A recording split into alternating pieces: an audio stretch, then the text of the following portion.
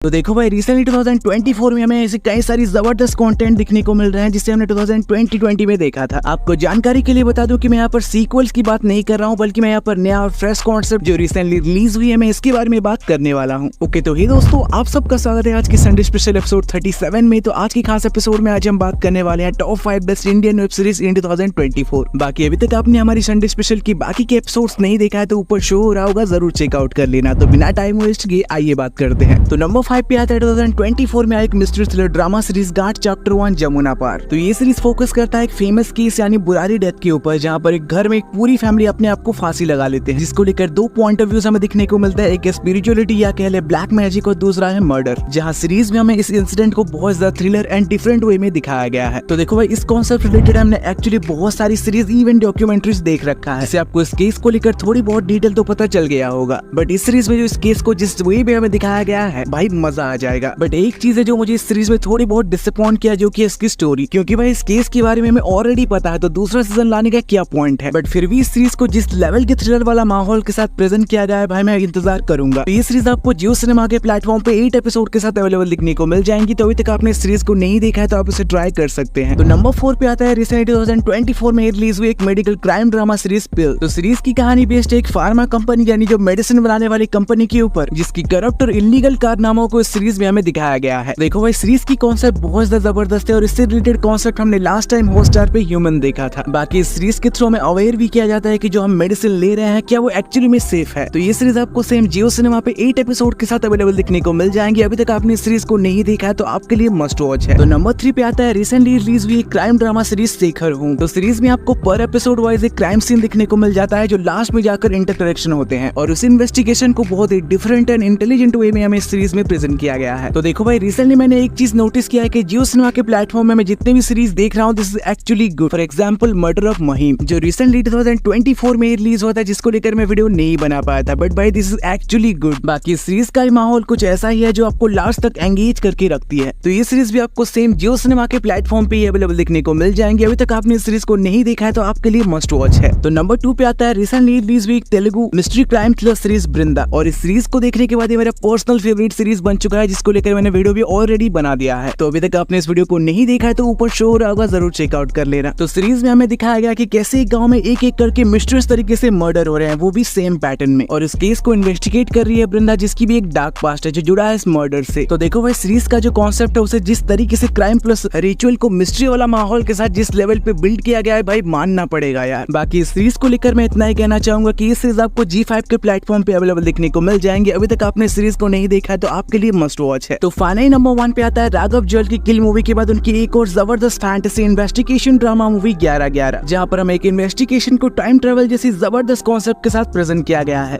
जो 3 time line के ऊपर बेस्ड है। तो देखो भाई, इतनी साल बाद हमें एक इंटरेस्टिंग कॉन्सेप्ट रिलेटेड एक ऐसी कंटेंट देखने को मिला, क्योंकि टाइम ट्रेवल से रिलेटेड कॉन्सेप्ट हमने एक्चुअली में कई सारी मूवीज में देख रखा है, बट इस सीरीज में जो इन्वेस्टिगेशन प्लस टाइम ट्रेवल वाला कॉन्सेप्ट को जिस लेवल पे हमें दिखाया गया है, आपको डेफिनेटली स्ट्रेंजर थिंग्स की याद आने वाली है। बाकी ये ऑसम सीरीज आपको G5 के प्लेटफॉर्म पे अवेलेबल दिखने को मिल जाएंगे। अगर आप कुछ नया ट्राई करना चाहते हो तो ये सीरीज आपके लिए मस्ट वॉच है। तो ये थी आज की वीडियो। अगर पसंद आया तो वीडियो जरूर लाइक और सब्सक्राइब करें। मिलेंगे कुछ वीडियो के साथ में, अभी के लिए धन्यवाद।